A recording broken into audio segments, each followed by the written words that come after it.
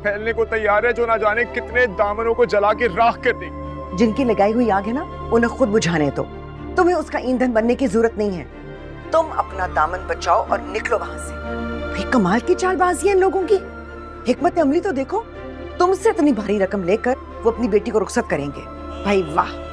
Mummy ऐसा कुछ नहीं है जैसा आप समझ रही हैं। आप प्लीज मेरी एक बात तो सुने। मुझे और कुछ नहीं सुनना। तुम वहां से निकलो, घर पहुंचो फौरन। इनफ, हद हो गई।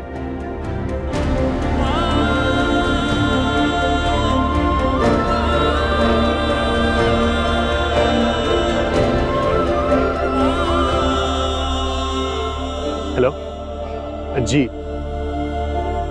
जी, मैं आपकी कॉल बैक का वेट कर रहा हूँ। नहीं, अगर आज ही हो जाए तो बेहतर है। ओके, मैं आपको कॉल बैक कर रहा हूँ। हलीम क्या कर रही हो? स्टेज पे बैठो, मेहमान आए हुए तो क्या सोचेंगे? भाई वहाँ क्या बात हो रही है?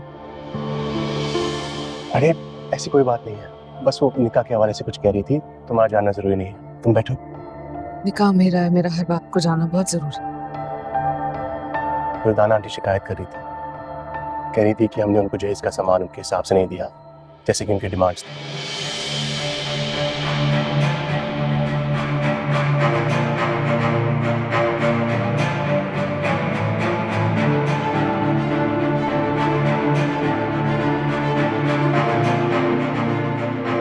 भाई मैं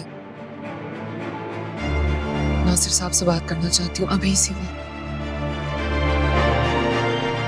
अच्छा तुम बैठो, मैं आता हूँ। बैठ जाओ हलीम प्लीज, बैठो।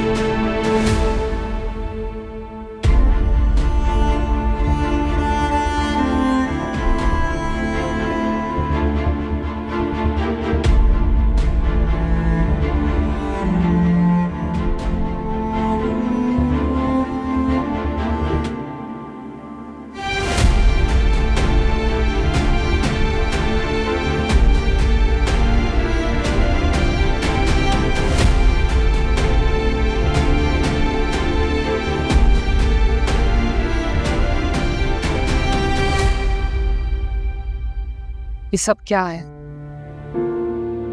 मैं सोच भी नहीं सकती। मैंने पहले ही कहा था आपसे कि मुझसे या मेरे वालिदैन से ऐसी कोई उम्मीद मत रखिएगा। मैं क्या कर सकता हूँ हलीम? हर किसी के सोचने का अपना अपना अंदाज होता है। तुम्हारा भी तो है। तुमने कभी मुझे समझने की कोशिश की? कभी मेरे जज्बात को? तुमने हमेशा मुझे हकारत से, घमंड से झटकती। मेरे दिल में कहाँ से गुंजाइश निकलती तुम्हारे लिए, तुम्हारे घर वालों के लिए। और मैं क्यों किसी की भी खातिर अपनी माँ से, अपनी बहन से मुखालिफत बोल लेता? क्यों किसी की बेजा रफ्तारी करता मैं?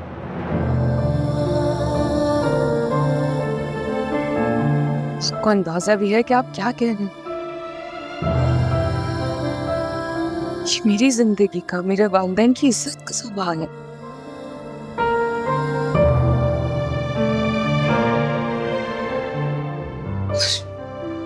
और आप मेरी एहतियात, मेरे गुरेज के मामूली रवैयों की बात कर रहे हैं। वो चीजें तुम्हारे लिए मामूली थी अरीन, मेरे लिए बहुत अहमियत रखती थी। और अब जो चीजें मेरी माँ के लिए अहमियत रखती उनको मैं नजरअंदाज नहीं करूंगा। आपका मतलब है कि निकाह से पहले मैं आपकी वालिदा की फरमाइशों को पूरा करवाऊंगा? हाँ, हर्ज क्या है? अगर तुमने इसे जिंदगी और इज्जत का मसला बना लिया है तो अपनी जिंदगी और इज्जत को बचाने के लिए जरा सा तरद्दुद करने में हर्ज क्या है? मेरी माँ ने मांगा ही क्या? महज 30 लाख।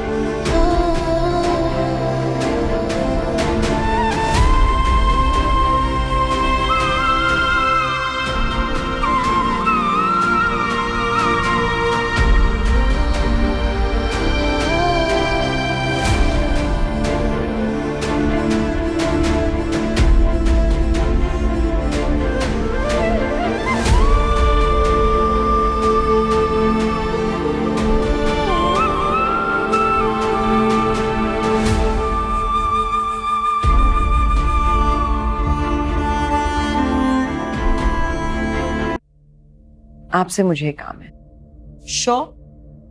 आपने फाइज के लिए कोई अच्छी सी लड़की ढूंढ कर मुझे बतानी है। मैं चाहती हूँ कि अब हम इस फर्ज से भी सुबकदोश हो जाएं। बिल्कुल, मेरी बहुत सी फ्रेंड्स हैं जिनकी अभी फ्रेश ग्रेजुएट बेटियां हैं। अगर हमारे बेटे होते ना तो फौरन शादी कर देते। हमें तो बस आप जैसे लोग चाहिए, खानदानी हो, रख रखाव वाले हों, कुछ खानदानी इक़दार को समझते हों। हम पल्ला तो हो ना। खानदानी भी होंगे और हम पल्ला भी। आप फिक्र क्यों करती हैं? से मिलने मिलाने से अंदाजा हो जाता है कौन कितना खानदानी है। मैं कल से डिनर के लिए चले? जी जी बिल्कुल, आइए ना, आइए प्लीज। दुर्दाने बहन प्लीज मेरी बात सुनो। देखिए, बेटी की रुखसती एक बहुत बड़ा मरहला होता है माँ बाप के लिए। अपने जिगर का टुकड़ा काट के किसी दूसरे के हवाले करना कोई इतनी आसान बात नहीं है मेरी बहन। बेटी की जुदाई का ख्याल ही अधूरा कर देता है इंसान। और फिर ऊपर से तरह तरह के वसवसे और अंदेशे। आप यकीन जानिए दिल का सारा खून निचोड़ लेते हैं। और फिर ऊपर से 100 तरह के वसवसे, ख्यालात, किन किन चीजों से गुजरना पड़ता है माँ बाप। देखिए, मेरी गुजारिश आपसे ये है कि प्लीज आप इस डिमांड के मामले को थोड़ा सा अलग रख दीजिए। आप जो कहेंगी वो हम करने को तैयार हैं, लेकिन उसके लिए थोड़ा सा अच्छा वक्त एक देख के बैठ के फैसला कर लेंगे। देखिए, इस वक्त की नज़ाकत को समझ के मामला फहमी से काम लीजिए। मैं इल्तिजा कर रहा हूँ, प्लीज ये मेरे हाथ जोड़ो। देखिए भाई साहब, समझ रही हूँ, बहुत अच्छे तरीके से समझ रही हूँ, और आपकी मामला फहमी की तो मैं खैर कायल हो गई। लेकिन बात ये है, ये भी वाजे कर लीजिए कि मैं यहाँ अपना बेटा बयाने आई हूँ, आपके मामला सुलझाने नहीं आई। और हस्बे मंशा पजीर आई ना मिली तो बारात दुल्हन के बगैर भी वापस जा सकती है। क्या कह रही हैं आप? क्या कह रही हैं? प्लीज दुर्दाना बहन, ठीक कहा आप।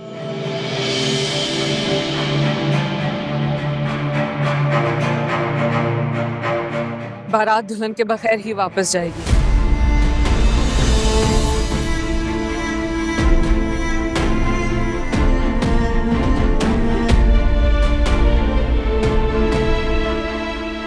मैं जीती जाती हूँ, बादशाह लड़की हूँ आंटी। आपने सोचा भी कैसे कि आप मेरी जात को इस कदर नीचा दिखाएंगी, मेरे माँ बाप को, मेरे भाई को। इन सबसे आप इल्तिजाएं कर रही हैं।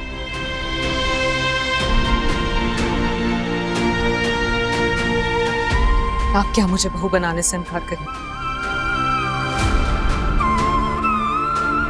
मैं खुद इस शादी से इनकार करूं। क्या कह रही हो? अरे मेरी बच्ची ऐसा मत खाओ। जुआ खेलने से पहले ही खेल खत्म हो जाए तो ना शिकस्त का डर रहता है और ना ही शिकस्तगी का। नासिर, देख लिया तूने? इतनी बदतमीज, इतनी बदमिजाज, ये है तुम्हारी पसंद? अरे लानत है। अरे इतनी अकड़, इतनी बदतमीज, इतनी मगरूर, क्या बात है? अरे हाथ खाली, दामन खाली और दिमाग में घमंड भरा हुआ है। भाई बहुत वक्त आया हो गया, माफ करो, चल चले। नहीं नहीं दूध दाना बना, ऐसे नहीं, ऐसे नहीं। मेरी एक बात सुन लो अरीम,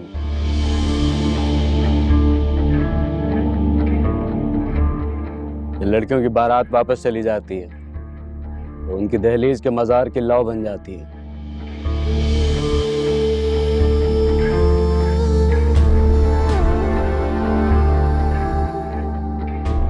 आपके घर की सफाक दीवारों में जिंदा चुने जाने से ज्यादा बेहतर होगा।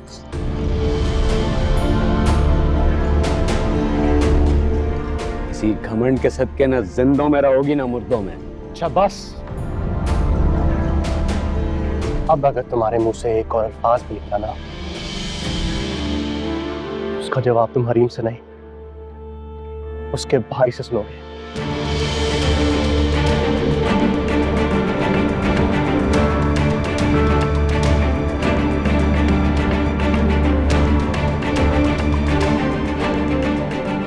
ये बेइज्जती में जिंदगी भर नहीं भूलूंगा रोज, ये बात याद है। अम्मा चलें? बल्कि एक मिनट, सबको ये भी बता दें कि बारात बगैर दुल्हन के वापस जाएगी।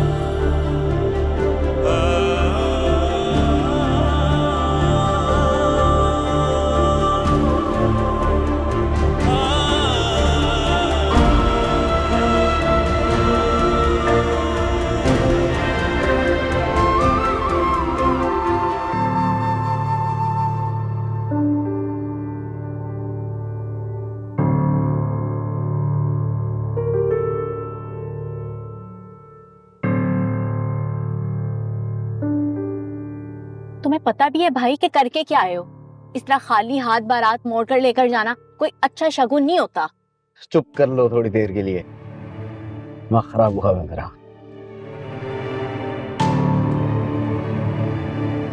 सही है, तुम लोग परेशान नहीं हो। मजा हुआ सौदा करूं मैं, कभी घाटे का सौदा नहीं किया मैंने। क्या मतलब? मैं समझी नहीं। सब समझ जाओगी, सर मेरी समझ में आ रहा है ना सब कुछ, तुम भी समझ जाओगे।